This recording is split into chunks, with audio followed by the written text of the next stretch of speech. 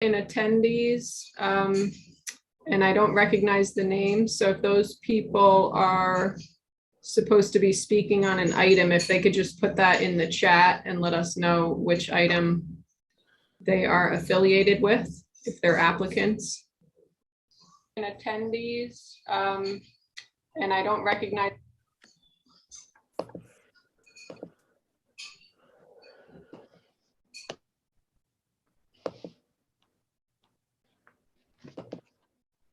This meeting is being recorded. Okay, we ready, Wayne? Yeah. I see Alderman Oliveri is here, Mike. Okay. Or, sorry, Wayne. Hi. Oh, hi there. Okay, Happy New Year, and thank you for joining the City of Kingston Planning Board meeting at our monthly meeting. Today is Tuesday, January 18th, 2022. My name is Suzanne Cahill. I am the Planning Director for the City of Kingston and host for our virtual meeting. Kyla D-Day, the Assistant Planner, will act as co-host this evening. Before we begin our meeting, we would like to go over a few meeting guidelines to help us navigate the system as efficiently and respectfully as possible. We are now using the Zoom webinar-based format, so all board members and applicants have received specific joining instruction as panelists. As panelists, you are visible and able to speak at the meeting. All guests will be present as view-only attendees unless we promote them to panelists, at which time they will be visible and able to be heard. Guests will have the option to use chat and Q&A and can be unmuted or muted. Panelists should control their own mute button. As good practice, we ask that you mute yourself if you are not speaking to avoid background noise and feedback. If a board member or staff wishes to speak, they will raise their hand. The chairperson will call on them before they speak by stating their name clearly for our audio listeners. The board member will then unmute themselves, state their name, and speak clearly, muting after finished. All of our meetings are recorded. Both video and written transcriptions will be available to the public on the city website at a later date. The meeting is also being live streamed on the City of Kingston YouTube channel. In lieu of public speaking during the monthly meeting, we requested all comment to be received by 2 p.m. on Friday, January 14th, 2022. No written comments have been received.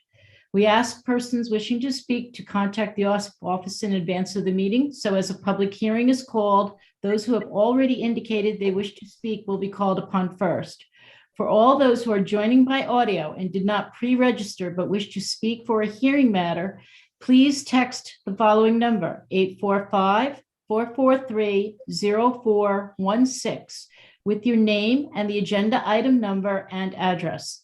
Again, please text your name and the item number and address of the public hearing you wish to speak on to 845-443-0416 if you wish to be called to speak at a hearing. If you have any audio issues, you can send a text message to that same number, 845-443-0416.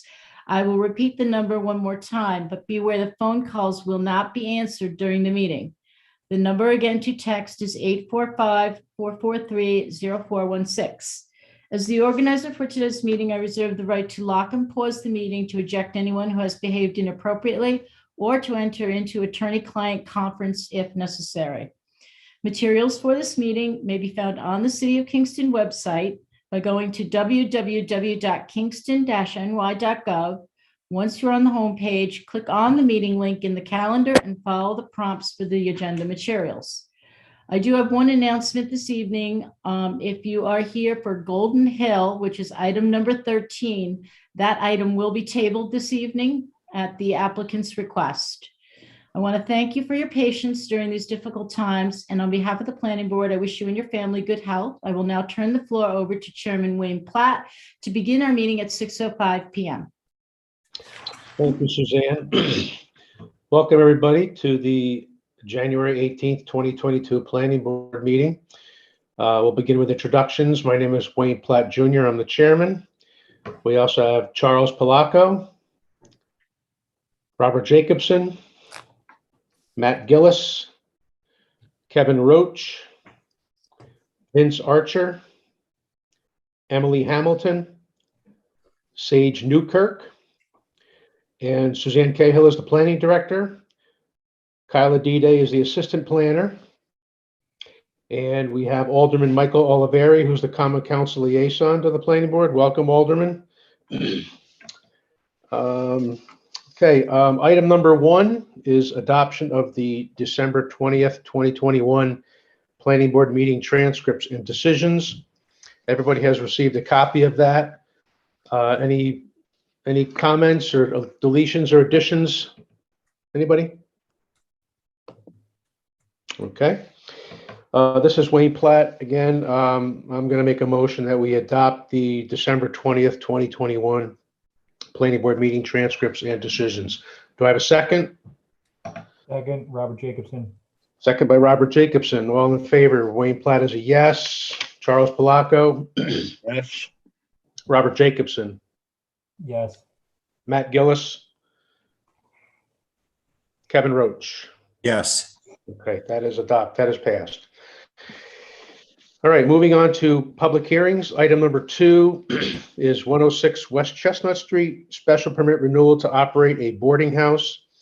Section block and lot is 56.34-11-22. Seeker determination, zone R1, Ward 9, Chestnut Hill, New York Incorporated is the applicant owner. Anybody from that facility here? I do not see anyone here, and I don't have anybody speaking. Okay. This is the second month that these folks have not been here. We can move along, and when we get back to this, if they're still not here, we'll make a decision on what to do. Everybody good with that? Okay. All right. Excuse me. Item number 3 is 702 Broadway. It's a special permit renewal for 6 residential units use in the C2/mixed use overlay district. Section block and lot is 56.25-1-9.100. Seeker determination, zone C2, mixed use overlay district. It's in Heritage Area, Ward 2. Muhammad Al-Shari is the applicant. Morning Tree Corp is the owner. We have Mr. Al-Shari here. Yes, he's on. How are you, sir? Very good. How are you, everyone? Good evening, Good. everyone. Good. All right, so let's see. The last approval was for a year, right, Sue? Yes. Yes. Okay. And you were out of the country, Mr. Al-Shari. That's why we missed a couple months there. So, we have the back building, right, on Elmendorf Street. It says it's going to house 4 apartment units and 1 storefront. How are things going with that, the back building? I almost I already have the sheet-rock. I sent the picture for the sheet-rock, for the condo, for like the insulation.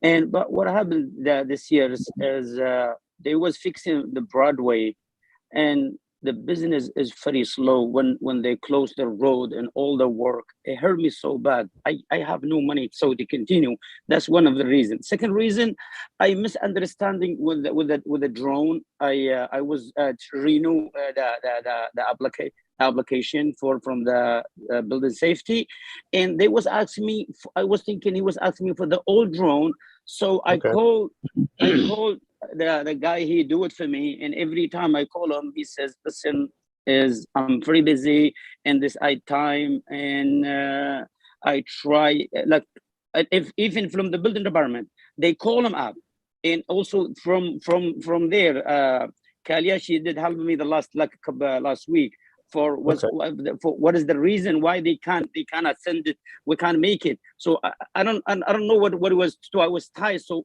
hard. So right now I know I get a lot of excuse. I'm really sorry. It hurt me. I lost money. If that building was fixed, I shall get income from there. A tax is too right now is high for that building. Is no income from there. So I'm really sorry. I wish I can. This is it burned me inside my heart. So I need to finish this job. I need to done. I know it take like almost 12 years. Okay. So, I mean, I spoke to staff today, and they have said that that progress is being made at the site, but at a slower pace than normal, right? You're using your own money. You're not financing this thing. You're not taking any loans out or anything. You're back at the store, correct? You're back on site. You're living there now, correct? Right. How far along are you, do you think? How close are you to getting this? No, I'm if I get the permit, the Shirak had to be closed, installation in Shirakan. That's just what he was waiting for the permit to get it so we can close the wall. Okay. Windows is there, door is there, plumbing, everything is ready only to close the wall. Okay. Well, I see the sheetrock there. Yeah.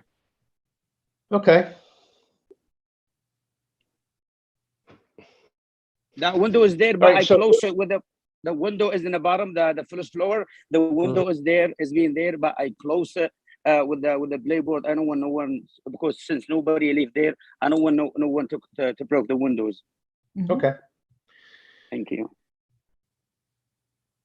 Any questions from the board on this? I would just say, Wayne, I know this has been a very slow process, but I do sympathize with the applicant with regard to Broadway and the disruption of all the businesses this past year. Since he is making headway, I would recommend maybe we could give this 6 months and reevaluate. He'll have the benefit of the spring and summer and warm conditions, and we can see where he's at. Okay. Everybody good with that? I mean, as a term? I don't see everybody's picture, so somebody's gonna assume. Chuck I'm has good. thumbs up. Kevin said All right. thumbs up. Matt has thumbs up. Okay. And is there anything that jumps out other than, we're still a work in progress there? Is anything jumping out from staff level other than that? No, Okay. no. All right. Anybody else have any input from the board or any questions? We can probably move on to an approval on this. Mhm. Okay. All right. So this is Wayne Platt. At this time, I'll make a motion that we approve item number 3. For Wayne, would you just recognize it as a type 2 action, oh please? yeah. Type 2 under secret, it's a type 2, so no further review of the board is required. Thank you, Sue. Again, at this time, I'll make a motion that we approve item number 3 for a period of 6 months with all original conditions carried forward. Do I have a second on that? Second, Robert Jacobson. Second by Robert Jacobson. All in favor? Wayne Platt is a yes. Chuck Palaka, Yes. Robert Jacobson, Yes. Matt Gillis, Yes. Kevin Roach. Yes. Okay, that is approved. Mr. Al-Shari, thank you so much for coming tonight. You're welcome, man. Thank you so much. I really appreciate that. Thank you.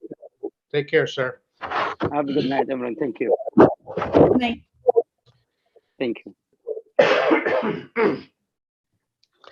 Item number 4 is 200 and 202 West Chestnut Street and 2-16 Montrepose Avenue. Lot line revision of the lands of Joshua Unterbach, Jean and Julia Ballou, and Bluestone Realty LLC.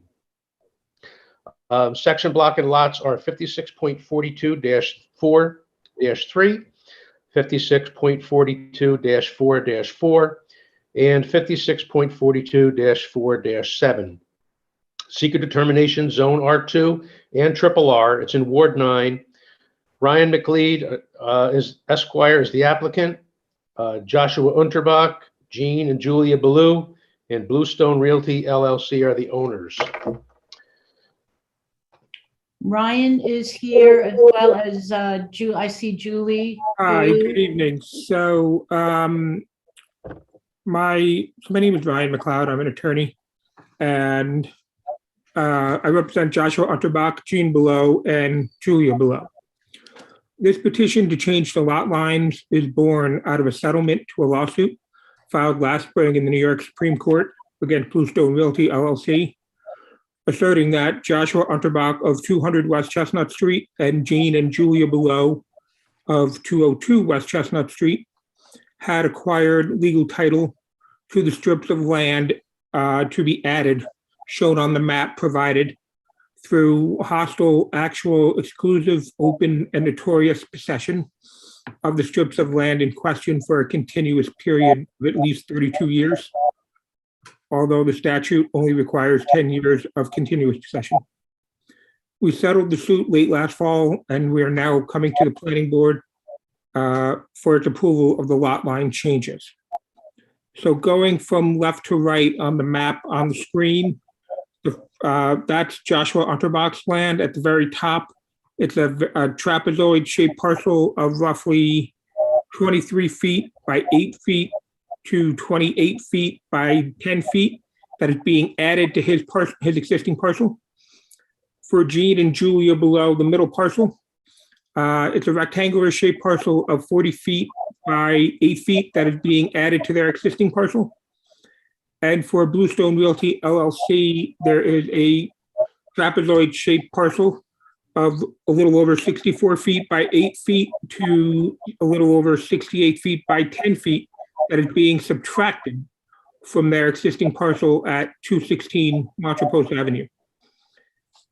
Just to clarify and clear up any confusion, the reason that the third parcel, Hudson Highland, is there is because the Unterbach, the Belows had a existing fence that unbeknownst to, they didn't realize it was actually encroaching on the Hudson Highland property. So we have moved that over to where the lot line is currently on this map. So that's the only reason that that's on there. It's just the property to the left and the property in the middle and the property at the top where it says lands of Bluestone Realty that are part of this application. That being said, I am open to any questions. Okay. I guess the only thing I have to say, Sue, is that it meets all the zoning and Yep. right requirements. Okay. This will be a quick one for you, Mr. McLeod. All right. Anybody have any questions from the board? Okay. Under seeker, let me move on to here. This is a type 2 action, so no further review of the board is required. At this time, I'll make a motion that this is Wayne Platt, that we approve item number 4 with board policy 6. Any other policies, Sue, in there? No other policies, but we will need them to provide the final resultant descriptions for all the 3 new parcels. The Copies. owner's signature, I do see them on the plans, and they need to give us 5 paper and 1 Mylar copy. But the plan will need to be amended to show the entire property of Bluestone Realty. I'm Okay. already working with our surveyor to have that done. It should be Okay. done in the next week. Good. Okay. All right. Thank you. So that is a motion. Do I have a second? Second. Robert Jacobson. Second by Charles Palaco. All in favor? Wayne Platt is a yes. Charles Palaco, Yes. Robert Jacobson, Yes. Matt Gillis, Yes. Kevin Roach. Yes. Okay. That is approved. Thank you, Mr. McLeod. Thank you very much. Have a great night. You too. Thank you. Okay, so now we're into item number 5. And if you look at your agenda, there's items 5, 6, 7, 8, and 9. These are all going to be considered the same development of this area. So we're going to include all of these items. I'm going to read them all into record. And tonight is going to be just a presentation by the folks who are doing this development. So having said that, item number 5 is 24-26 Hunter Street and 33-35 West Union. Is a lot line deletion of the lands of Union Church LLC, Section block and lot is 56.43-3-9 and 56.43-3-10. Seeker determination, Ward 8, Zone RT, it's in Groundwater Historic District, Heritage Area, and Coastal Consistency. Union Hill Church / Alex Alleghenian, well, I hope I pronounced that right, is the applicant owner. Item number 6 is 24-26 Hunter Street and 33-35 West Union. Site plan / special permit for construction of a 6-unit residential structure. Do I need to throw those section block and lots in there, Sue, or can I just say it's the same one as item 5? You can do that. Okay. Now, the section block and lots and owners are the same as item number 5. Item number 7 is 25-27 Abeal Street and 38-40 West Union Street. Lot line deletion of the lands of Union Church LLC. Section block and lot is 56.43-3-25 and 56.43-3-26. Seeker determination, Ward 8, Zone RT, Groundwater Historic District, Heritage Area, and Coastal Consistency. Union Hill Church / Alex Alleghenian is the applicant owner. Item number 8 is 25-27 Abeal Street and 38-40 West Union Street. It's a site plan / special permit for construction of a 6-unit residential structure. Same section blocks and lot and owners of item number 7. Item number 9 is 24 West Union Street. Site plan / special permit for conversion of an existing church to a mixed-use building with commercial on the ground floor and 4 residential units on the upper floor. Section block and lot 56.43-3-24. Seeker determination, Ward 8, Zone RT, Groundwater Historic District, Heritage Area, Coastal Consistency. Union Hill Church / Alex Alleghenian is the applicant owner. I hope I pronounced that name correctly, sir. Okay, Good evening, Joseph Menuda with Menuda Architecture, 554 Temple Hill Road, New Windsor, New York, representing the application this evening before you for Alexander Alleghenian, very close. Thank you for hearing us this evening and taking a look into this project with us. We're very excited about the project with regard to the improvement in the area. We have met with many of your consultants, employees with regard to heritage and historic, as well as other zoning, et cetera. The purpose of the meeting for this evening, what I want to point out is we are considering a lot line deletion and on 2 of the parcels. And the reason for that is by right, we're allowed 3 families on each parcel. It just made more sense to us to clean this whole thing up as 2 separate buildings on separate lots that accommodate 6 families. So there's no change there. We're simply removing that lot line. The purpose of that is more about building code analysis, providing a firewall between the 2 properties and the building. And what it does is it provides us a better way of handling on-site parking for the project. We were not able to achieve all the parking on the project. However, there is on-street parking. There's also some municipal lots, and that's something we'll get into at a later date. What I would like to do, I'm sure that you've probably seen the documentation. I would like to share the screen if that's okay. Go ahead. Let me see. I will need you to enable that. I just did. I just gave it. You got it. Thank you.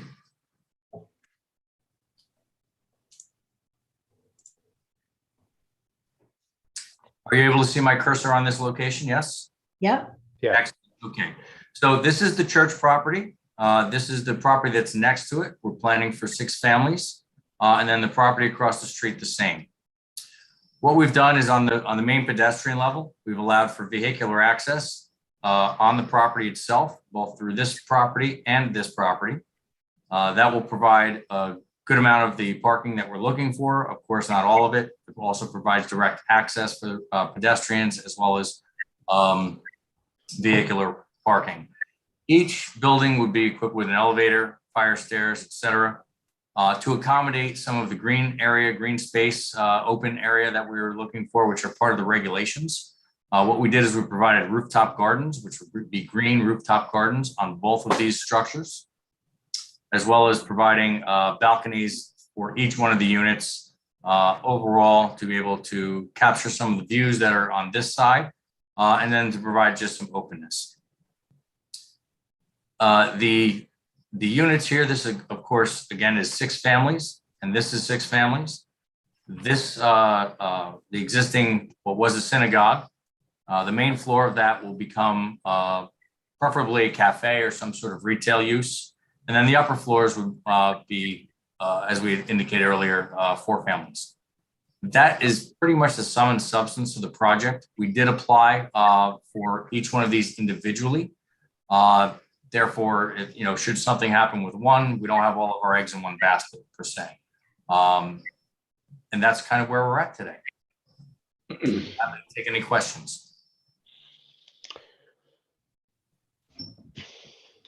Can you use your cursor there to show where West Union and Hunter Street are? I'm just a little. Sure. Let me go to another plot.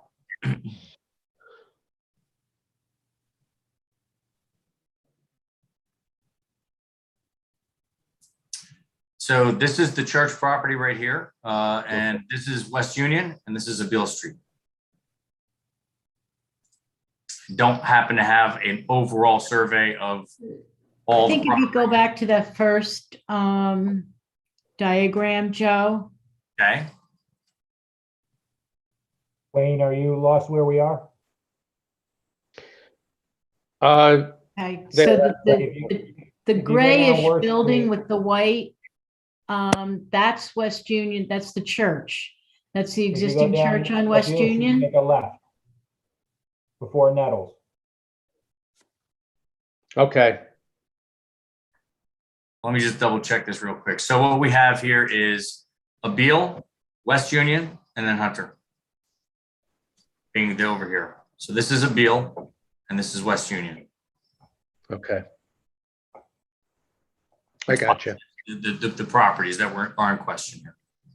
Okay.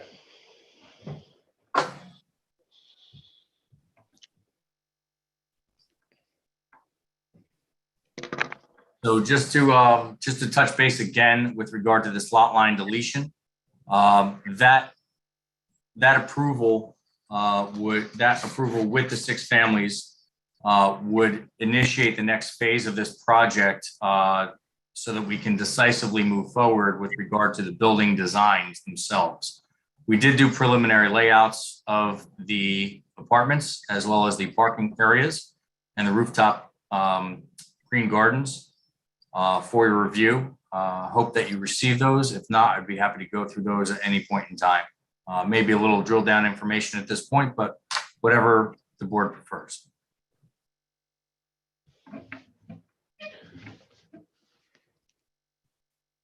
And how many spots are you going to have?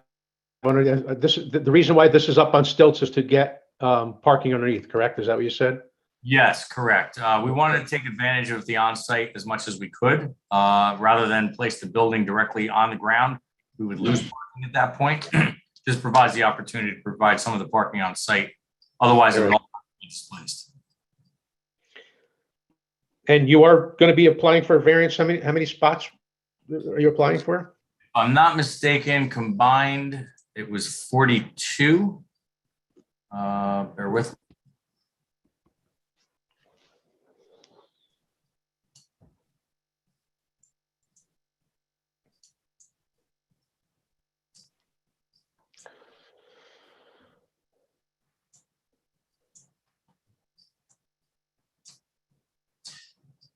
So for this property, we had a total of 24. When we add all of them together, it becomes 42 parking spaces.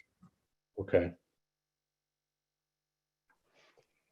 And this property that I'm showing here is the existing synagogue church, former synagogue, former church. Okay.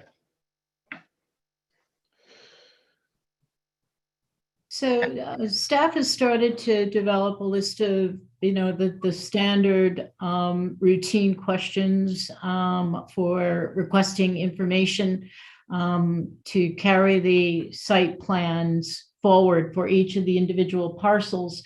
This project is also undergoing a review by the Historic Landmark Preservation Commission and the Heritage Area Commission. They met earlier this month. They looked at the presentation. They've started to make some comments back to the applicants with respect to more of the visual character, asking for some elevations and some drawings showing the buildings in context with the adjoining properties. They spoke to some of the actual architectural features of the existing church being preserved rather than removed. They asked about building materials and different architectural features maybe being carried forward, and color schemes and palettes, that kind of thing. As far as the site development plan, what you saw first was more like just typical massing type of diagram. At this point, I don't know if the committee or any board members have any questions. We certainly can forward all of our staff notes, and they go through, like I said, utilities, stormwater, construction, erosion control. Joe, one of the things that is important is if you've done any soil borings or test borings to determine the suitability of the underlying ground. And if that's going to be done, if you have an idea of where those borings will be done, how they'll be done. Obviously, we're dealing with a historic district here, so there is some sensitivity when drilling or any blasting is necessary. So we would hope that would be taken into consideration. Landscaping, lighting, all of those issues will have to be covered. This will also require a county referral on all three projects. So those are just a few of the things that we've started to spell out and lay out for the applicants, which, like I said, will be handed over to them. Do the board members have any specific questions or any thoughts, comments on the project? Robert? I would just like something just preliminary, nothing too detailed, because I know that this is all in the beginning stages, but I'd like to have some type of idea when you're standing on Wirt Street, looking down the street, and also when you're on a Beale Street, as to the size and scale of the buildings. I know that the one building, which appears to be 3 stories over by the church, is also on a knoll. So I'm just wondering, when you're on a Beale Street, like how massive these buildings look compared to the other buildings in the area, because it is in a historic district. So I'm just trying to get a preliminary idea as to the scale of the buildings. Okay, so visual simulations from a Beale and Wirtz would be 2 locations that you would like. Yeah, those 2 locations, just in comparison to the surrounding buildings. Like I can see the sides look great, but I'm kind of looking to see how do these buildings fit in with the existing neighborhood. Right. That's a very similar comment to what the HLPC and HAC said. If I may, this view right here, if you can see that, that would be from a Beale, just as a massing, if you will. We did take into account, based on the last meeting from Heritage and Historic, with regard to the materials to be chosen for this. We are diligently working on that. We are also doing, setting this into the neighborhood environment, in where our massing model will include some of the massing of the existing buildings that are there. So you will have that as a contextual evaluation of what this looks like. Great, thank you. And just on this particular view, this is taken from Abeil Street. And I hope I'm pronouncing that correctly. The there's a rock outcropping that comes up through here. So this is sort of how we illustrate it, but it does jump up quite quickly along the street line. Some of the side elevation that you'll see here, and this is a good illustration as to how that drops off to the edge on Abeil Street to the right hand of this. So some of the architecture, some of the features and programming that goes into this particular building, which is going to be similar for the one across the street as well. I'm glad that you brought up the soil borings and testing information. Yes, that is something we're going to do. I know Mr. Allegheny, I believe, has ordered that to be done for borings based on the fact that we have rock outcropping.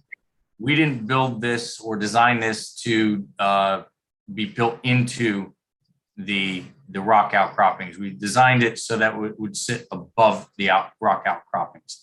In doing so, that would allow us, knowing that the rock is there, that would allow us to actually utilize that rock to pin the building structure to it, rather than blasting. Some may be necessary, but we won't really know until we have a much further robust development of the project and program, including the geotechnical that is required for this. What about the traffic flow through there? Will people be able to get in and out of this from a couple different streets? Yes, one of the features that we did with the traffic flow is for the property between Hunter and, let's see here, let me just find it.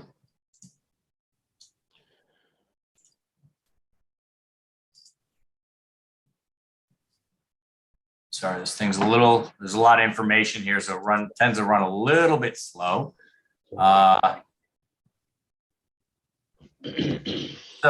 this is the property across the street. This is West Union, and this is Hunter. This actually has a flow directly through the property, so you can access from one street to the other through this property. With regard to the rest of it, it would be just as any other development. You've got 3 streets. Technically speaking, Abeil doesn't have a curb cut to it. However, the others do on West Union as well as Hunter. Obviously you can meander around, drive around to get to your destination. And just one other note, I guess, just for everybody's information, I may have mentioned it. If I didn't, forgive me. Each lot, 3 families are provided by right. So whatever traffic pattern will be there is, in of itself part of the code to allow these allow that many within this area.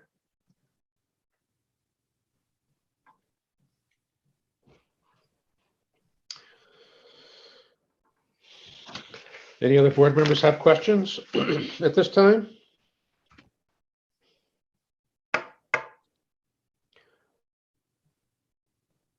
I don't see any. I can't see all of the board members, so you're going to have to speak up if you do. Okay. One thing I would note is that this is a public hearing right now. I would not close the public hearing at this point because the information, I think, is still, there's a lot more to be forthcoming on the project. So I would keep it open for all of them. Okay, that sounds good. I do have a question procedurally, Mr. Chairman. Yeah. With respect to the project, as stated previously, in order to move the project forward from where we currently stand, we would need an understanding of the lot line deletion being acceptable, as well as a 6 family on those remaining lots. That is, from my discussions with Mr. Kitchen, a function of this board. Yep. So procedurally, how could we go about doing that to grant that approval of these 2 lots so that we can move the project forward in that fashion?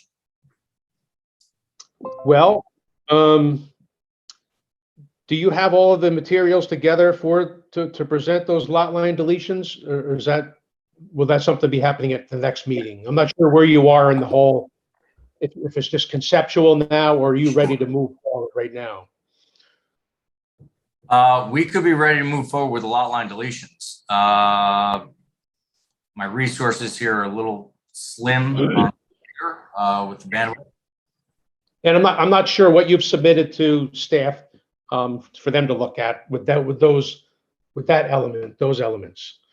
Yes, we were asked to update the drawings. I'm not sure what you've received at this point. There was a couple of sets. The first set was showing there was a few things that they just wanted some minor changes to.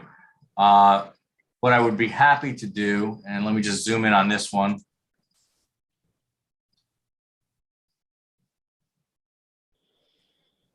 So currently we're at this as proposed 3-family on one side and 3 on the other. So this lot line would need to be deleted.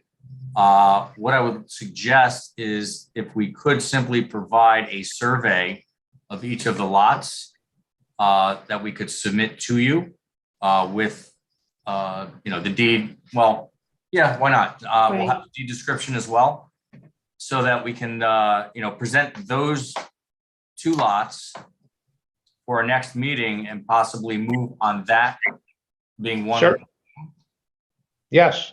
Yeah. Yeah, Joe, we can talk tomorrow or the next day with regard to the actual format for the plan that you'll need to submit for the plot plan or plat for those 2 lot line deletion applications for next month. We did submit those applications. Right, we have the applications, correct. All right, so let's. About the map form itself, we can talk about that. Perfect, thank you. Wayne, so- I did see that Alderman Oliveri had his hand up. I don't know if he still has a question.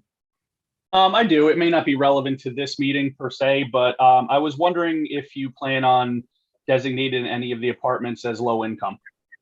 No, actually, we're looking to do some higher end, actually. Okay. All right. Thank you. Yes.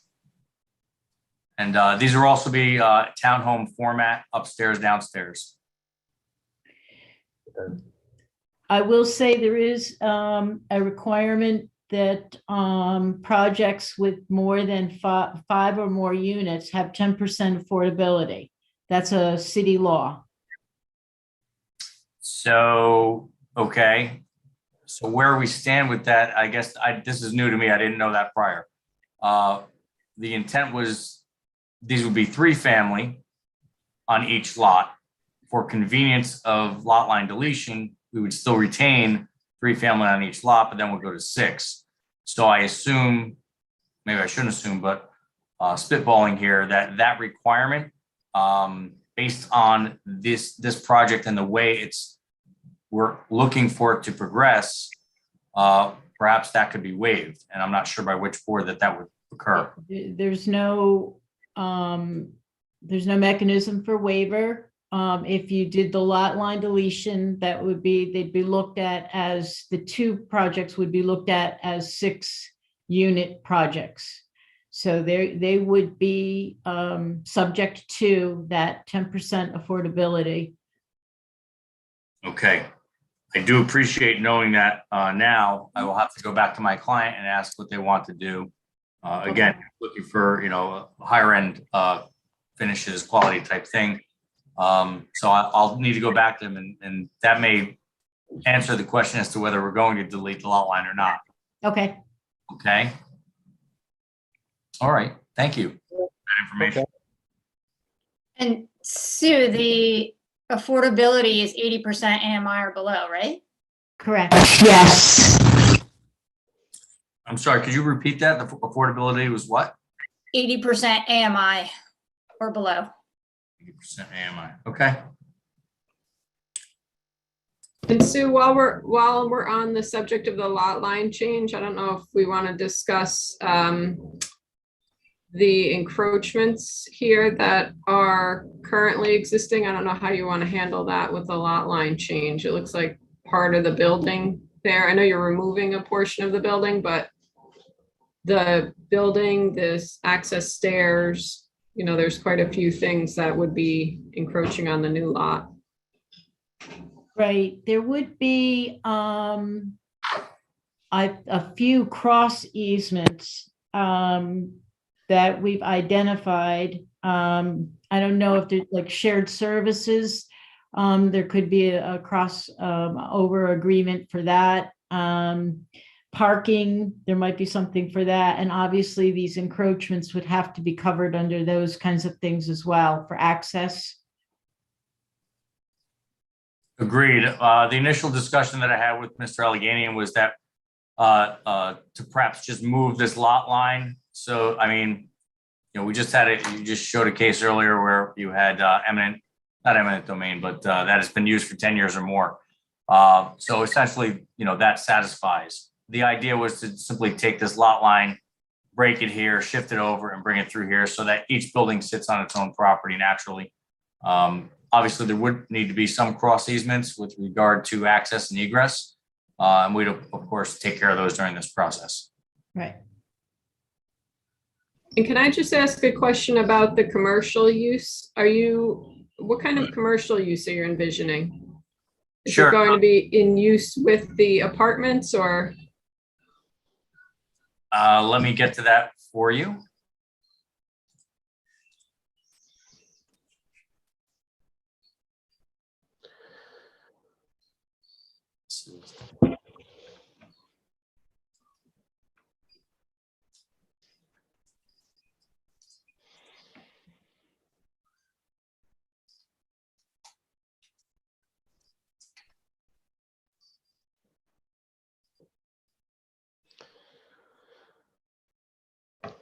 So here's our first floor on the left-hand side. And this has been set up as a cafe. So coffee bar, cafe kind of thing that would both serve the units here as well as anybody within the neighborhood. So you can see this would be the entrance here. We have some tables and chairs. You've got a coffered ceiling. And with respect to what was said at Heritage and Historic, the idea here is in preservation of the window above, the large clerestory window above, is that we would actually cut this ceiling out and make this a 2-story space so that that window can stay in its full glory and be appreciated by anybody who's coming in and out of the cafe. It would also allow quite a little bit of light in. Behind here, we've scheduled for 2 bathrooms, both handicap accessible, as well as the coffee bar and some of the back storage things that would occur for that. So that's what we'd like to see there. Whether that actually happens, it'll actually, it'll come down to whatever the retail use is. That sounds right to you. Okay. Any other questions? All right, so we'll be waiting for some developments on possible lot line deletions, what have you, at the next meeting. So at this time, I will make a motion that we table items 5, 6, 7, 8, and 9. This is William Platt. Do I have a second on that? Second, Kevin Roach. Second by Kevin Roach. All Can in you just favor? amend, Yeah. I'm sorry, Wayne, just amend your table to continue the public hearing. Oh, yes, and also to continue the public hearing. Thank Good you. with that, Kevin, on your second? Still second. Okay. All in favor, Wayne Platt is a yes. Charles Palaco, Yes.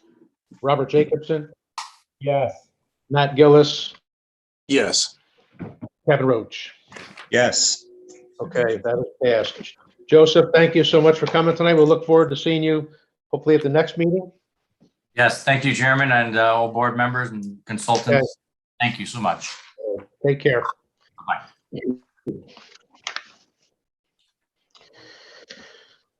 All right.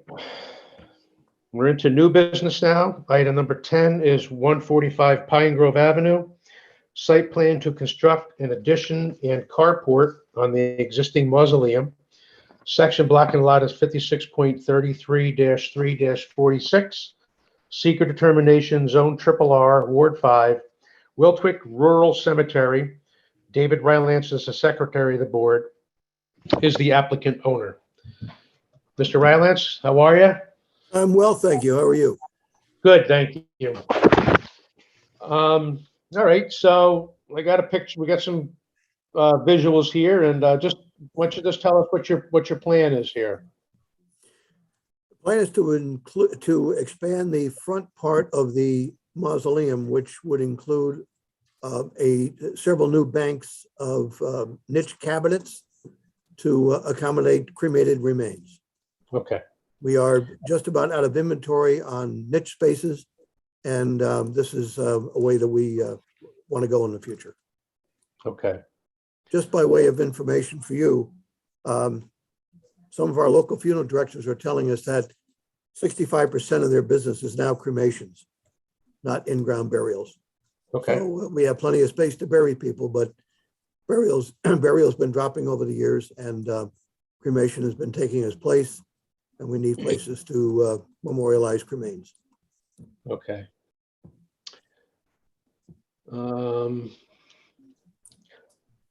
So anything on says materials will be consistent with the existing construction. There's no additional signage or lighting shown. That's correct, Mr. Rylance? That's correct. Okay. And staff sees no, yes, Sue. Scott is also on, as well as Matt Cerny. I just wanted to recognize them on the All right. application.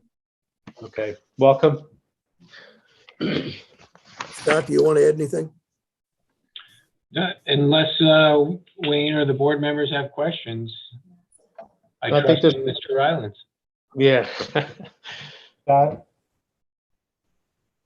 Robert's got a. I just have a quick question, just looking at the entrance. How does that new entrance tie into the existing building when there's already burials on those exterior walls? None of the existing niches need to be relocated. If you're interested, I can pull up the floor plans. So you don't have to tie into the building at all with those vaults? We are tying in for sure. Yeah. Scott, I just gave you the ability to share if you just want to share for a moment. Okay.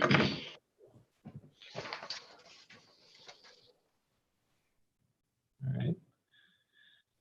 Well, I had the aerial view up first to get everyone's orientation, so I'll close this. Everyone knows where the mausoleum is?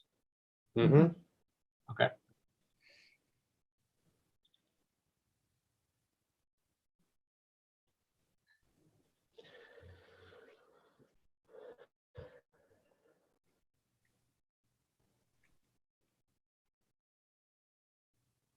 Okay.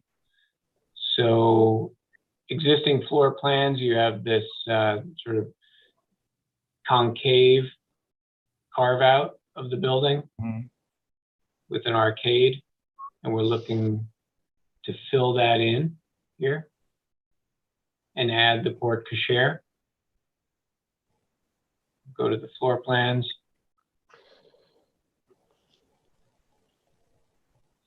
All right.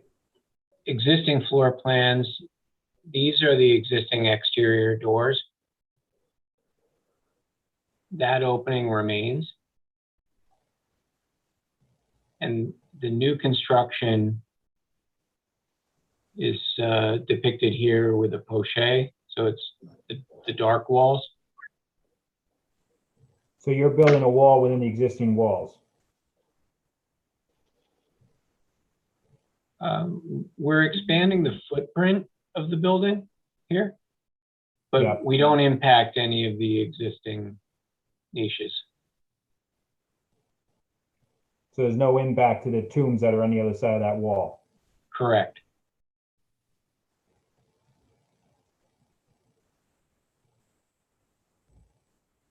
What it does create is the opportunity to wrap this new space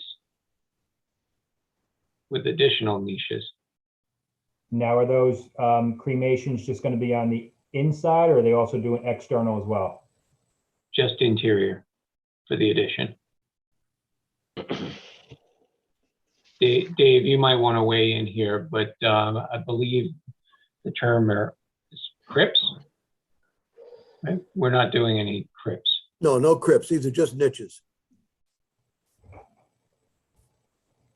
Glass, and most of them will be glass front niches because that's the most popular niche requested today. And this week we just sold our last two, excuse me, we just sold our last two, what we call prime real estate niches. And we really want to get moving on this project. So these niches are going to be similar to the ones that when you first walk in that are straight across by the office. Yes, they are. Correct. And most of them are going to be a little bit bigger because urns have gotten bigger over the years.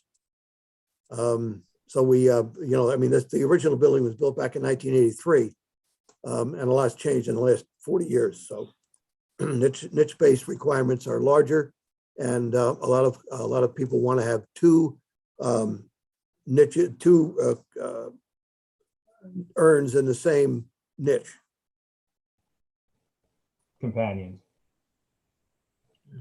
It's also an opportunity to restyle the main entrance of the building a little bit, and provide this shelter for people that are coming to visit their loved ones for funerals. For your information, the back portion of the building, Scott, can you move your cursor back to the back of the building? That is that area back there on the right-hand drawing where he's got his cursor now. That area has crypts in it, but that is also an open space that we use as a chapel. So when we get a family that in inclement weather, perhaps they want to have a funeral service at the cemetery, they would pull up to the front door and then come into the chapel through the mausoleum. But that porte cochere would provide shelter and cover in inclement weather. And we often do ceremonies there for, especially in inclement weather, for veterans. And the casket is brought to the front door. The family is inside, and the firing squad will be across the street on the other side of the driveway for this salute. So it just would provide shelter for and be a lot more welcoming, warm entrance to the building instead of just the front as it is now. And as Scott said, it would modernize the building and bring it up to current standards. So Scott, what is going to be on either side of the doors? Is that like going to be stucco to match the building? On the other side of the front doors? Yeah, on the new facade. Yeah, that's going to be an open area, and the niches will be around the outside. Robert's asking about the exterior treatment. And we it would, okay. Go ahead. It would be go ahead, Scott. We haven't settled on the final finish there, but it's something that would match the color of the building, but we have not decided yet whether it would be stone. The stucco and stone, I guess, is the best way to describe it, right, Scott? Yep. But meant to blend in with the granite that's there. Yes.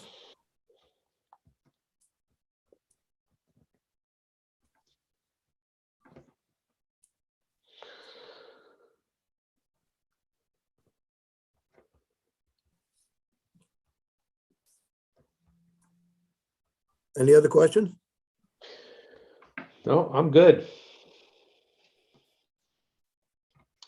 Anybody else?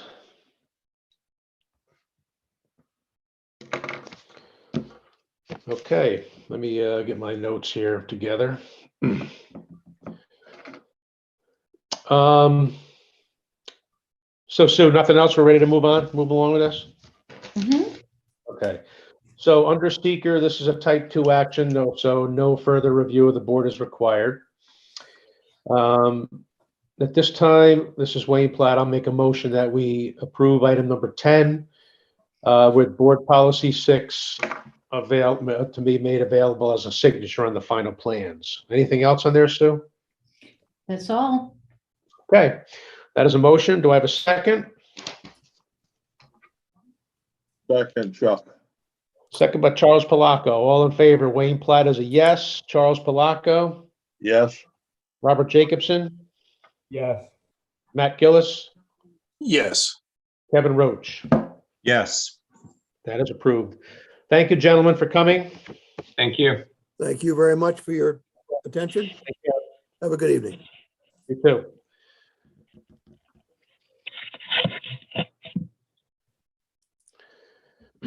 All right, moving on to item number 11.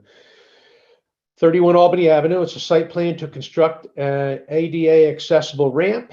Section block and lot is 48.80-1-11, seeker determination, zone 02, Ward 2, Family of Woodstock is the applicant owner.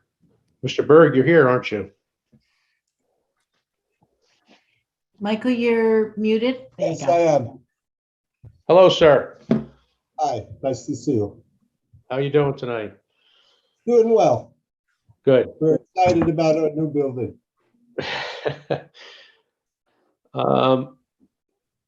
Okay, so this is the building that's situated between the dialysis center and the Governor Clinton Hotel. That's Former correct. governor. Okay. All right, so how much can you talk about a ramp? Why don't you tell us what you want to do there? Well, the existing lift doesn't work.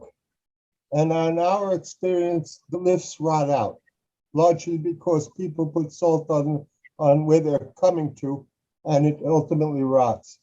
We also don't think it's particularly attractive, and so we're proposing instead to put a ramp in. We will try and keep the railings of the ramp as close to the railings of the fire escape as possible, so it'll look accommodating. Okay.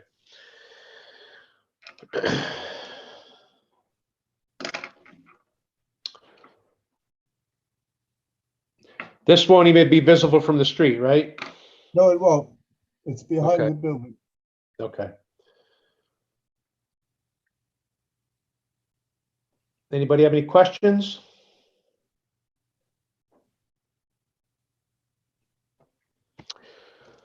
Okay. Under seeker, this is a type 2 action, so no further review of the board is required. Wayne Platt here at this time will make a motion that we approve item number 11 with board policy 6 applied to it. Do I have a second on that? Matt seconds. Matt Gillis with a second. All in favor? Wayne Platt is a yes. Charles Palaco, Yes. Robert Jacobson, Yes. Matt Gillis, Yes. Kevin Roach. Yes. That is approved. Michael, always good seeing you, pal. Thank you all, and nice to see you all, and we're going to have a big open house. Okay. Please join us. It's a beautiful building, Oh, and the interior of it is magnificent. And Okay. we're going to be able to bring all of the workers that agency has that work in Kingston, not in the shelters, will be together in one building. It'll help communicate. We'll have more parking than we've ever had. It's a wonderful thing. Thank you Okay. all. Good. Thank you, sir. Okay, item number 12 is 199 Rear Hurley Avenue and 203 and 205 Hurley Avenue and 493-495 Washington Avenue. It's a request to reaffirm the planning board January 14th, 2013 seeker negative declaration decision. Section block and lot is 48.70-1-7.200, 48.71-2-1, 48.70-1-15.2, 48.70-1-15.1. It's Zone 02, Ward 1, Hudson Valley Housing Development Fund is the applicant. Okay, Wayne, so I see here, we've got Javed Afzali, who is the attorney. Peg O'Leary is here from Hudson Valley Housing. Ted Fink is their planner. I saw Larry Paggi, who's an engineer, and Jesse Vogel. I think I covered all of you guys, right? And Mike Nowicki. I don't know, do one of you want to kick it off? I know that, Javed, you and I had some discussion today. Absolutely. And you've started to submit some additional and updated information to us, which we are posting and also going through for the board to understand.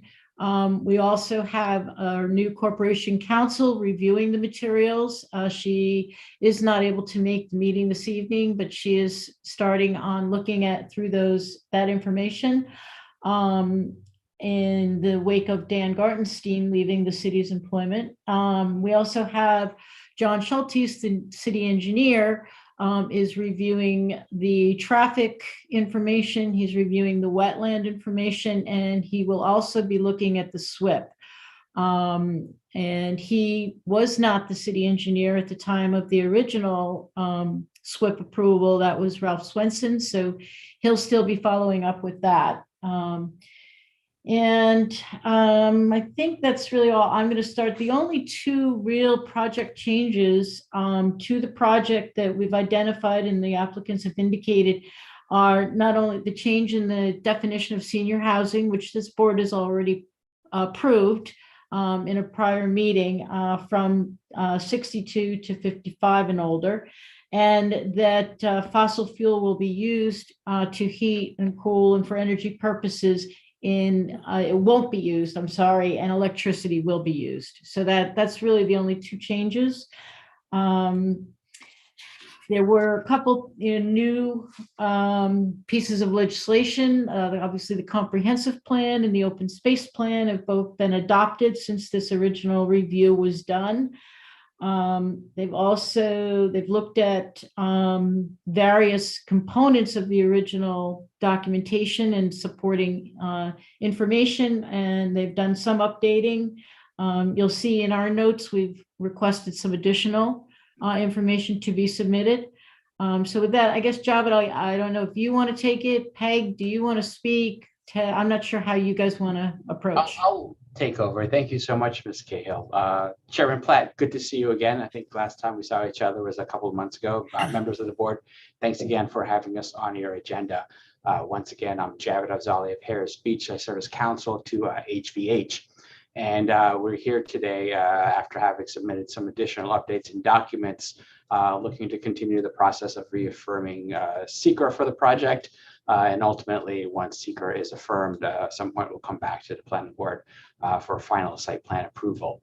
What I'll do is I'll give a quick and brief overview of the project for those who are less familiar with it, and then really I'll largely turn it over to Ted Fink to kind of take over and go through the seeker update. But in addition to everyone that Ms. Cahill had introduced, we also have Don Schwartz, who's the architect, as well as Mike Nowicki. He handled the wetlands for us, as well as some of the habitat reports that were previously submitted. So with that, Ms. Cahill, if I could have share screen abilities, that'd be fantastic. Thank you.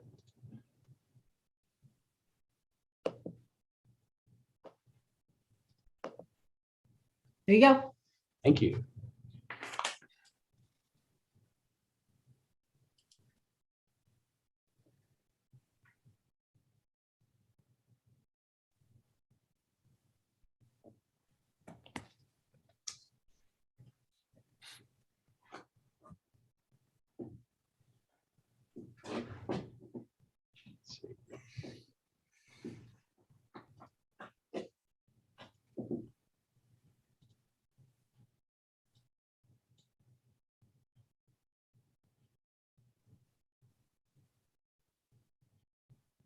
Is my screen sharing with everyone? I don't know if it is. We're not seeing. Let's see, how you retry this here.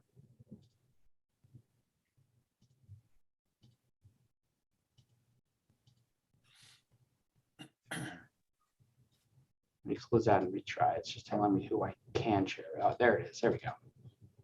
Okay. Can you see my screen, which should be the Ulster County parcel viewer? Yes. Excellent, good.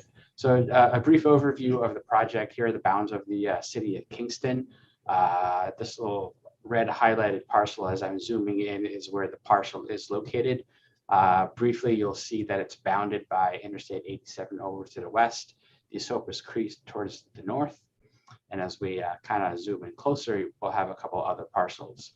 So HVH, in addition to this larger parcel where the project will be located, also owns this parcel here and this parcel here, and these both have road frontage on Hurley Avenue. HVH also owns this parcel here, which is the former O&W line. And then the county owns this straightaway, which is the former U&D line. One of the things we've submitted is that the right to an easement on this parcel, the O&W parcel, which HVH owns, an easement was recently granted to the county for its recreational use purposes, but as part of that easement, a right to cross this parcel has been maintained.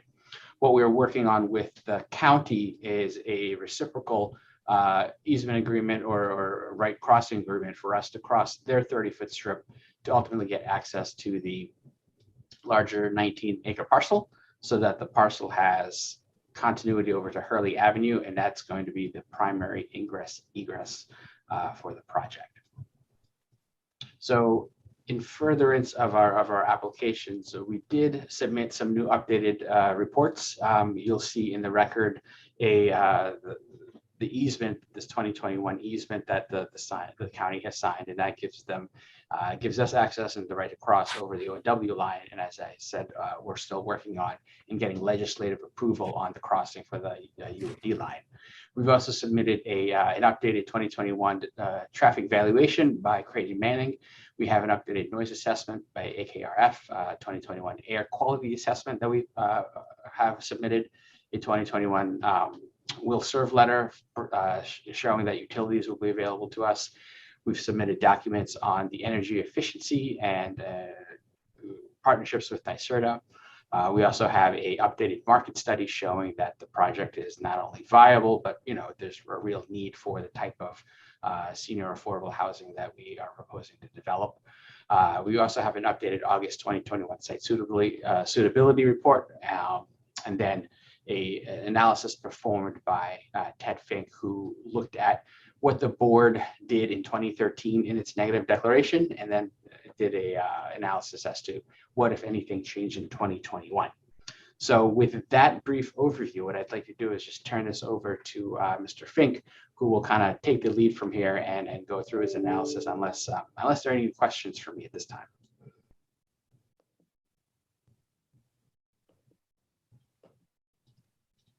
Hearing none, Ted, show's yours. Okay, thank you. Ed, do you want screen sharing, I'm assuming, right? Yes, if you could, I think that would be Okay, helpful. let me just switch around here.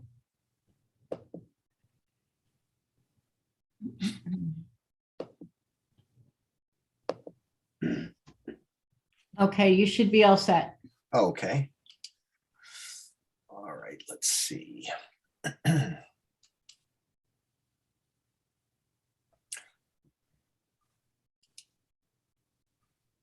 Can you see this? Yes. Okay, great. Well, good evening, Chairman Platt and Sue and Kyla. Good to see you again. It's been a while. First of all, I've been involved with this project from day one. And so what I did is try and make it as easy and simple as possible to go through and to do this reassessment for you, was to take out excerpts from the negative declaration that was adopted by the planning board back in 2013 and to update any information that may have changed. And there were 10, I believe 10 different topical areas that were covered in the original 2013 negative declaration. So I went through each of them. I developed a matrix, a table here, and provided basically a description here for all of the different areas of environmental concern. The first one being the floodplain, which has probably been the area that everyone had the greatest concerns about. And basically, the only real change that's occurred in the floodplains since the original negative declaration was that FEMA did update their mapping of the Esopus Creek in 2016. And Larry Paggi, the engineer for the project, he analyzed that mapping, and and according to Larry, who's on the Zoom meeting, if you have any specific questions for him, he did not identify anything that would change the underlying conditions that were associated with the construction of the proposed project, and that were before the planning board when the original negative declaration was issued. And that includes the potential for any impacts on the floodplain, as well as the proposed mitigation measures to avoid those impacts. Then site access, I think Javid has pretty well covered that already in terms of the access from Hurley Avenue. The updates here is that the O&W routing out to Washington Avenue, that is the proposed emergency access. It is still proposed for emergency access.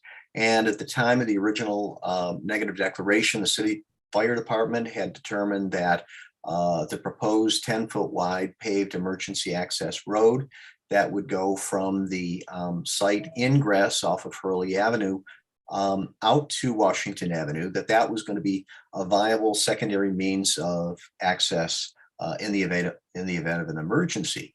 It is going to be paved, so it will be available almost like a sidewalk. There's not going to be traffic on this thing. It's an emergency access, but it will be available as a sidewalk for the residents of Kingston Meadows, as well as for anyone else that wanted to walk from Washington Avenue up to Hurley through this, or to use the O&W rail corridor.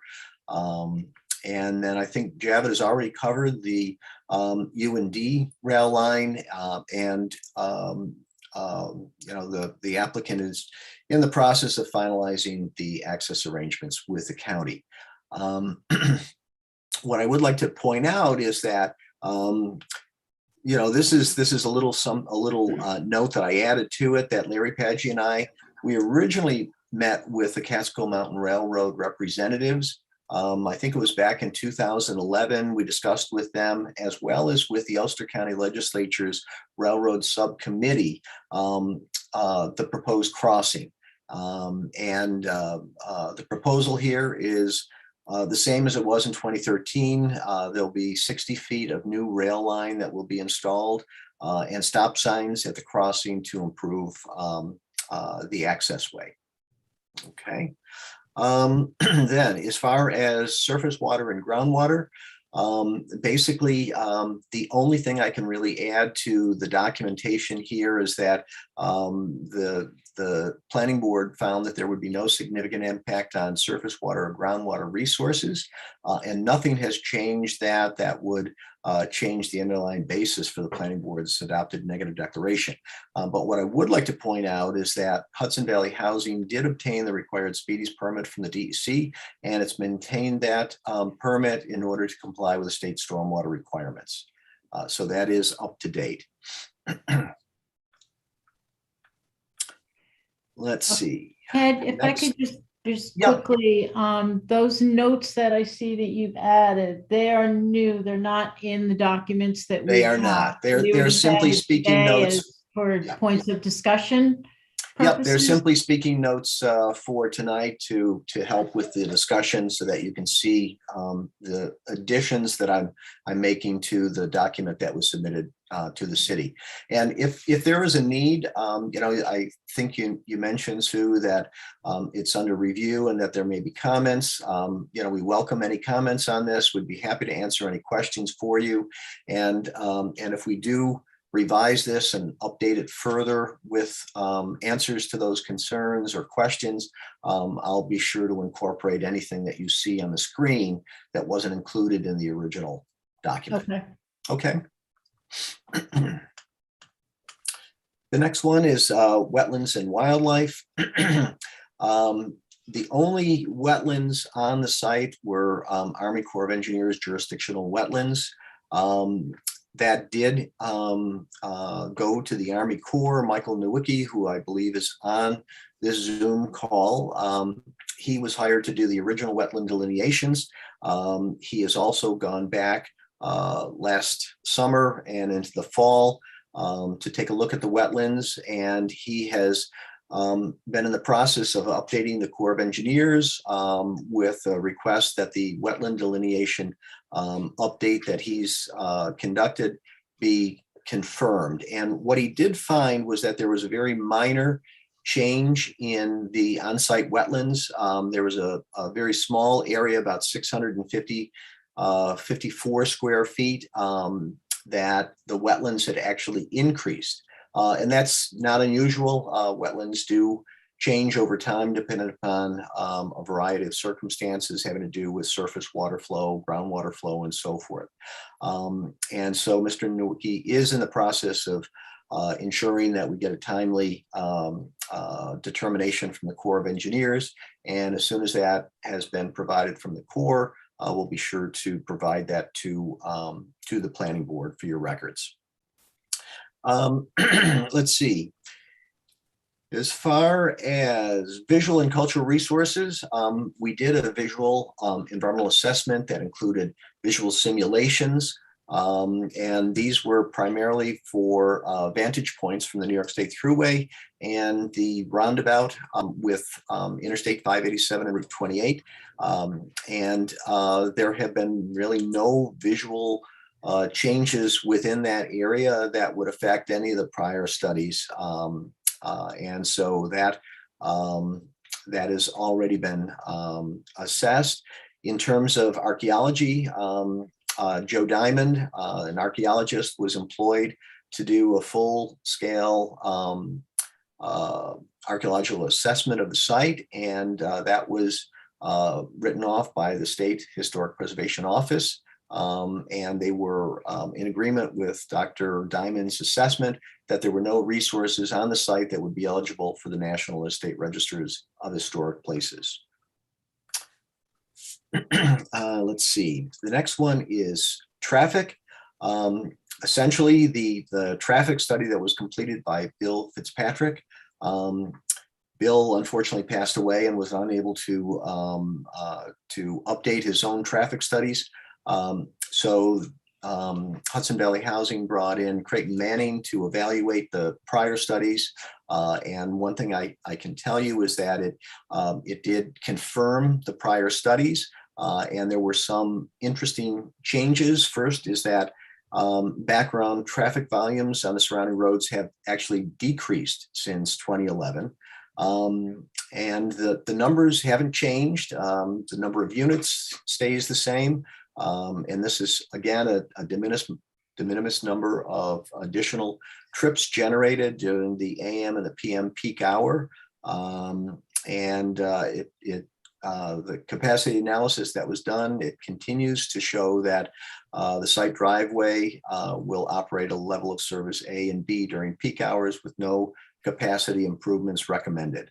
The updated crash data also indicates that crash patterns for vehicles have not substantially changed since 2011. So there's no new sorts of patterns of any kind of accidents that have occurred. Air and noise, there was a noise study and an air study that was done by AKRF of White Plains, New York. Those studies were updated, and the noise study came to the same conclusion that it came to back in 2010 when the original study was done. And there's been no other sort of changes, physical, environmental, or regulatory changes that would alter the finding of no impacts on air as a result of the project. let's see. Recreation and open space.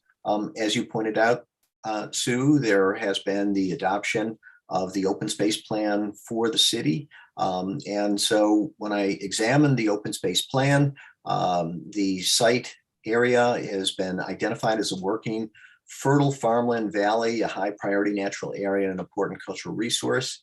And there is a composite analysis map that appears within the open space plan.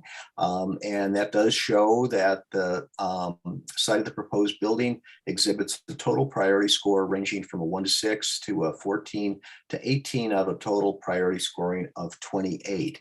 And this is largely because of the site's location along the Esopus Creek.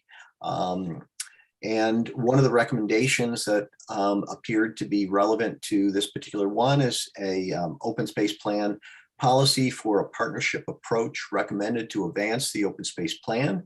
And so what I'd like to point out and what's in this document is that the applicant has always expressed their intent to keep the remaining portions of the site that will not be developed with the proposed building open, and to work with the city to ensure that recreation activities, especially in the form of the proposed trails through the site, are not impeded by the proposed development, and nothing has changed in that regard. Finally, in terms of community character, we took a look at the surrounding land uses, which you can see for the zoning district in the left column there. And basically that has stayed pretty much the same. There have been a couple of minor changes. There's been a couple of new, at least one new auto dealer. There's been a new 1 or 2 new gas stations. I believe the Kingston Freeman, the Daley Freeman building has changed hands, and but it's still a commercial building, and that basically is pretty much the only change in the character of the community surrounding this particular site. And what we did add here, as I stated here, is NYSERDA's provided a certificate acknowledging the change in the proposed heating and cooling system, and that will now use 100% electricity rather than fossil fuels. And that certificate acknowledges that that change in the overall building development. So that pretty much sums up what we looked at that changed between 2013 and 2021, and we certainly welcome any comments or questions that you may have on this. And I would like to point out that in terms of the traffic study, the wetland study, and any engineering that's associated with the site, including the floodplains, stormwater, and so forth, we do have representatives that are ready to answer any specific questions you may have.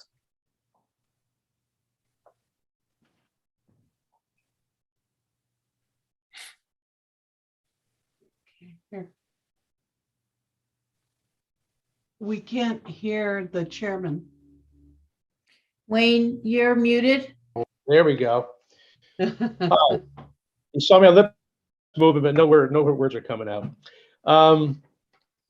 As far as the easement over the county rail line there, this has been something that has been festering for a while, and I know that you've granted an easement to the county for the use of the old O&W for that trail.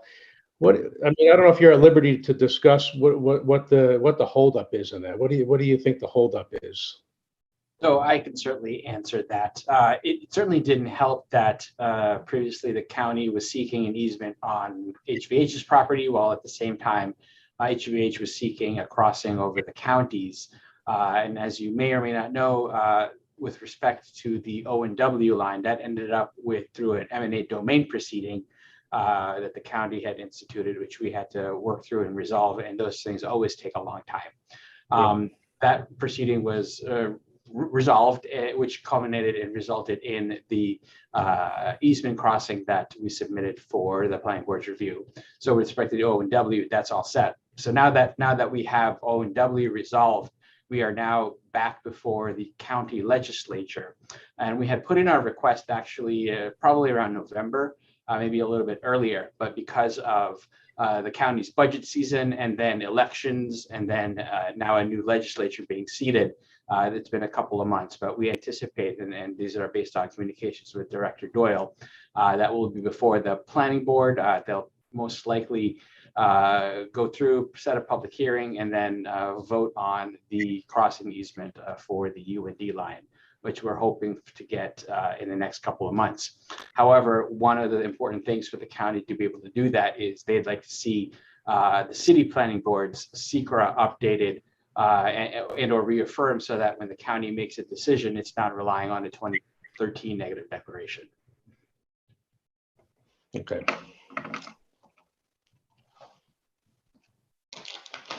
And Wayne, just for clarification, I do have a call into Dennis Doyle. I have not heard back from him. So that's part of my questioning to him as well. Okay. Ted, can I put it in the chat? Can I ask you just to take down the screen share for now? That I can see more of the, thanks. I can see more of the participants that way. It's hard. Yes. I just kept it up there in the event there was any other board members have any questions? As I said, we've developed a list, a starting list of some of our questions at staff level that I've already shared the majority of them with Javid today, but we'll certainly share the whole list with the entire team tomorrow going forward. Anyone want to chime in? Any thoughts, comments? Have you looked at the materials? I'd strongly encourage you to start reviewing some of the materials if there's anything of interest.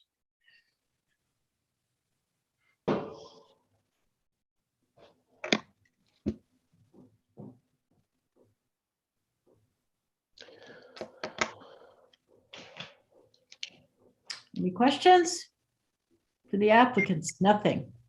I don't know if that's a good thing or a bad thing. So I'd like to get all our homework away. Okay, well, hearing none, I guess we'll just send them what we have. And we're going to continue to do our review as well at staff level. So if board members do have questions and want us to refer those to the applicants before our next meeting, I would be very grateful and happy to do so for you. This is Kevin Roach, if I could ask. Yes, Kevin, go ahead. Have there been any changes to any state laws or anything around especially the floodplains and such, that would have changed over the past 8 years that we should now be reviewing? Or is that something our new corporation council should have the opportunity to review those if there are any? So I can handle part of that question, and I think Ted can handle the rest, or probably Mike can even chime in as well. So there have been some changes to state laws, particularly SECRA regulations were updated. I addressed how all of the SECRA was updated in my letter to the planning board, and I provided analysis as to all the regulations that were changed and how that would have impacted the board's 2013 declaration had the current changes been in effect back in 2013. And the ultimate conclusion is that it would not have changed the analysis, because the board in 2013 looked at this project as a type 1, and most of the changes dealing with the 2018-2019 changes would have impacted as to whether or not this project would have been a unlisted action or type 1. But because the project initially received the highest level of scrutiny for its environmental analysis, nothing would have changed. And in terms of the minutia, I've all detailed it in my letter, and it's also detailed in attachment Q. And that's really for a corporation counsel to kind of take a look at, and then hopefully she'll opine that she agrees on that one. There's change in the 2019 effective 2020 New York State Climate Act.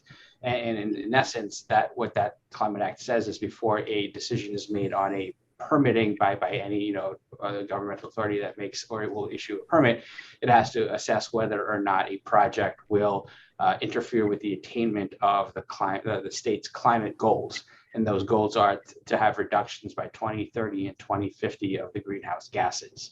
And we've addressed specifically that Climate Act issue, and to some extent, some of the energy conservation measures taken by the city in its code. We've addressed that by completely eliminating fossil fuels from the project, and now it's wholly dependent on electricity, which as the grid and utilities kind of develop, that will hopefully be more and more renewable as time goes by. On wetlands, I'll turn it over to Ted. I think he's going to be better situated to talk about there.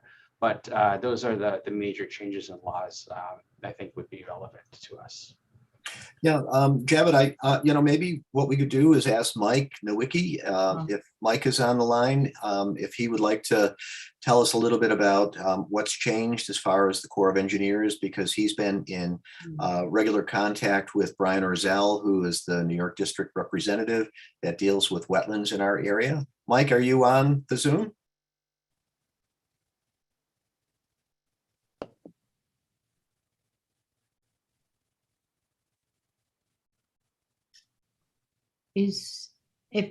Mike, if you are on as an attendee, there is one phone number there that I'm not sure of. If you're on by phone call, could you just raise your hand?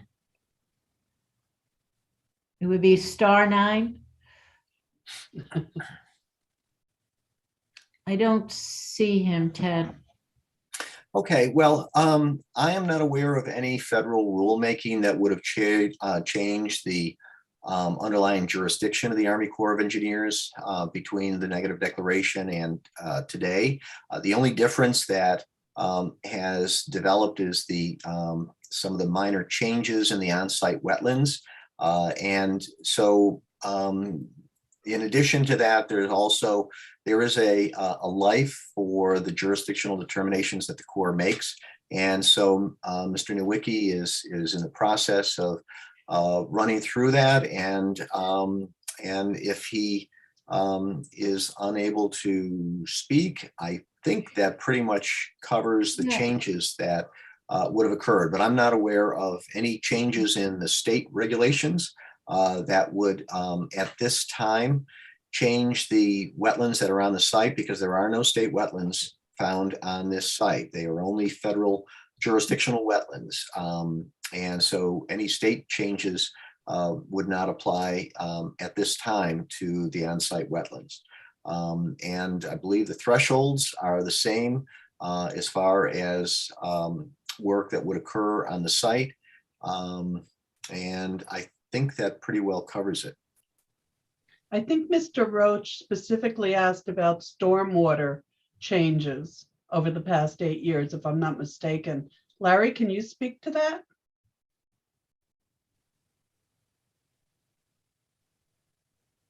I can.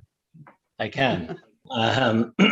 think Mike is actually on the line. I saw him attempting to connect, but was unable to do so. So maybe just before I jump to stormwater, I can just chime in and say that we've been assisting Mike with his application to the Army Corps of Engineers. And there's been a request for information from Brian Orzel to Mike, which Mike is in the process of addressing. So, I've seen that request. To me, it seems kind of like housekeeping items. So while I can't speak to the laws themselves, it appears that what's going to be required to provide the update that is intended to be provided to this board is going to be forthcoming with these housekeeping changes. So hopefully that may provide a little bit of assistance. Relative to stormwater, sure, the stormwater regulations do continue to evolve. As a matter of fact, there's just been a 2022 draft permit for the MS4s that was just issued that I'm sure will grab everybody's attention very soon, that's involved with stormwater regulations. But relative to this project, the policy of the DEC is to maintain the regulation at the time of the project's submission to the planning board for review. That's a policy that they adopted many years ago, in fairness to the applicants, so that they didn't develop a site design and have some modifications come and require significant changes down the road. What this project has accomplished back in 2013 was actually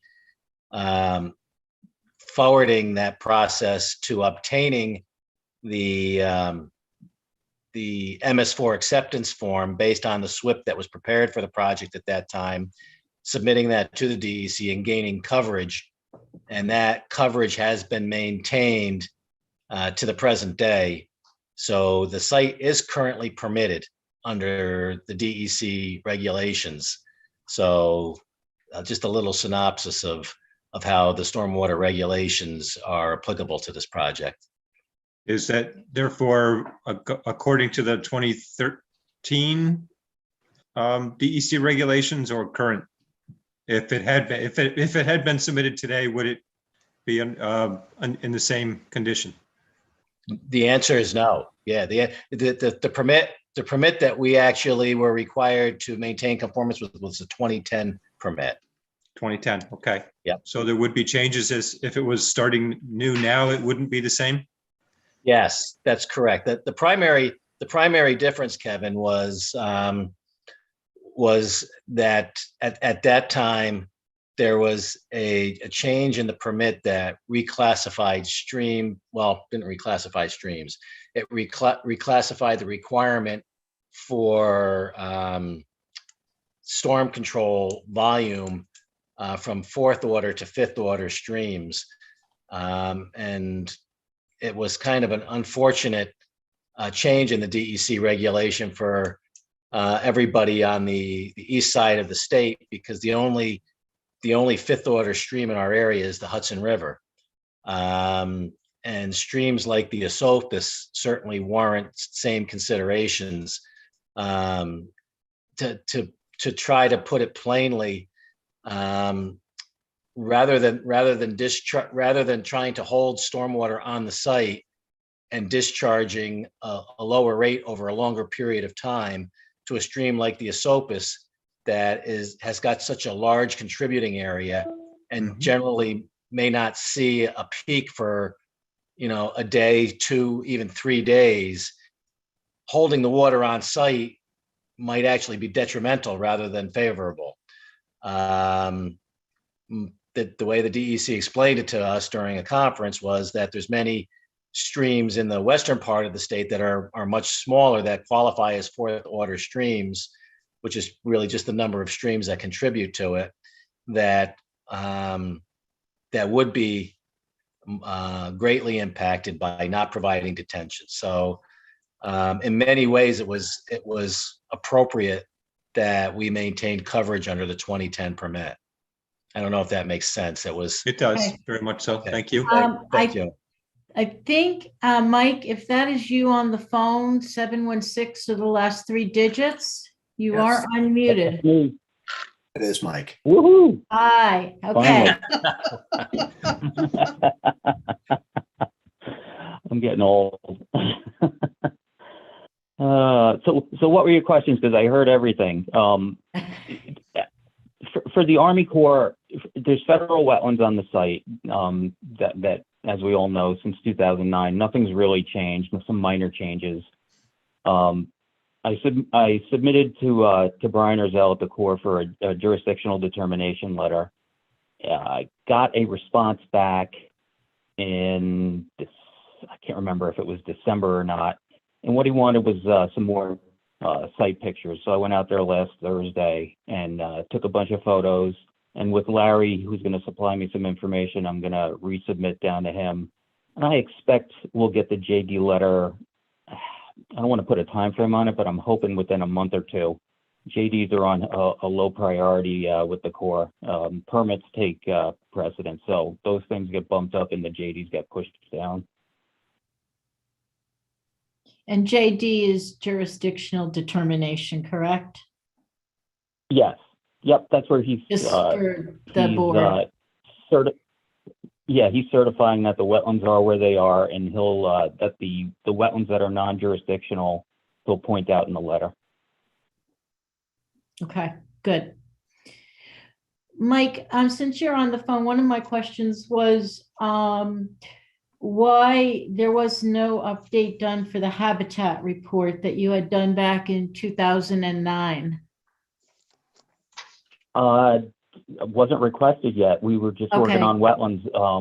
Then this morning I looked on Fish and Wildlife Services website and pulled off from IPAC. You can pull the species lists, and it really hasn't changed for threatened endangered species. It's still Indiana bat, northern long-eared bat. What they did do from 2009 to now, they took bog turtle off the list for this area, which makes sense. There's no way bog turtles would be in this area. Okay. Thank you. Sure. Any other board members with any questions or comments?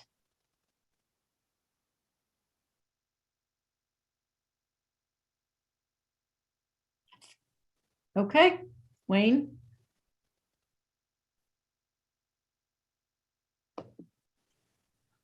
Wayne, you're muted.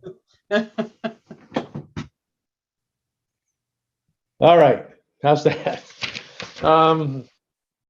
We're ready to table then, I think, for this, right? We're good? Mm-hmm. Okay. So this is Wayne Platt. So at this time, I'll make a motion that we table item number 12. Do I have a second on that? Kevin Roach, second. Kevin Roach with a second. All in favor? Wayne Platt is a yes. Charles Palaco? Yes. Robert Jacobson? Yes. Matt Gillis? Yes. Kevin Roach? Yes. Okay, that is adopted. Thank you, folks, for coming. We're looking forward. Thank you. Okay. Thank you very much. Thank you. Have a good night. Thank everybody. you. Thanks. Good night, everyone. Thank you. Good night.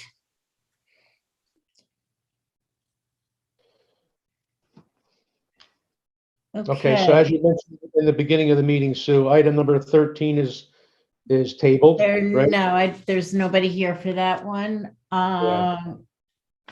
For Golden Hills, so you just need to do a motion to formally table, please. Okay, do I have to read it into record or just table it? You should, yes, please. Okay. Item number 13 is 63 Golden Hill Drive, the former site of Ulster County Jail. It's a site plan / subdivision / rezoning for construction of intergenerational, affordable mixed income, 160 unit housing community. Section block and lot is 56.40-1-19.300. Seeker determination, zone RRR, Ward 3.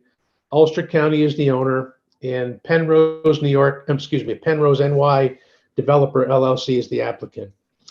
At the request of the applicants, the board is being asked to table this application. So at this time, I'll make a motion that we do table that. Do I have a second on that? Matt seconds.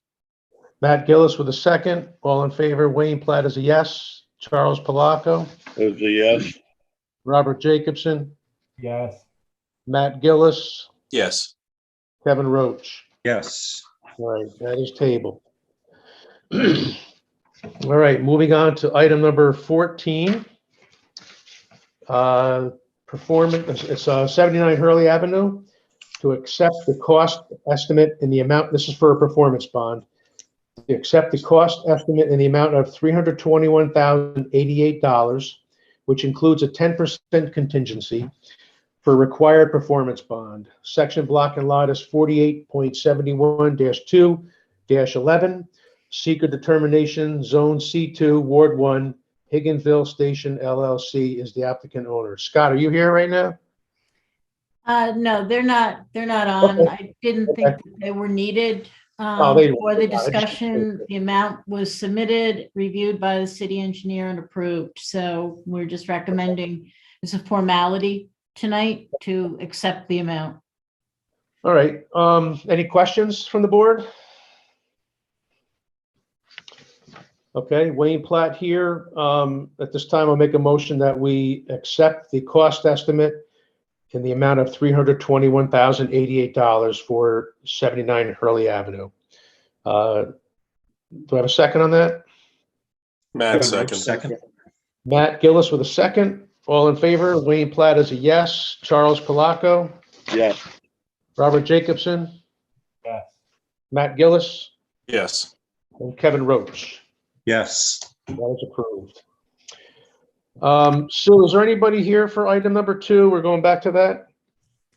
I do not believe so. There is some attendees. If you are on as an attendee and you are here for item number 2, 106 West Chestnut Street, would you please press *9 to raise your hand?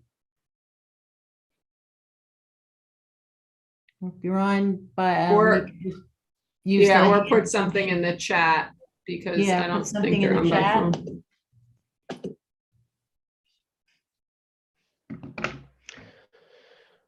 I don't think so. Okay. No.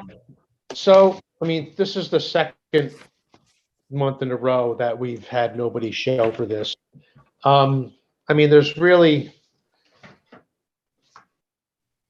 we need to have somebody here to discuss this, even though it looks like everything's in order, right? I mean, we do have some.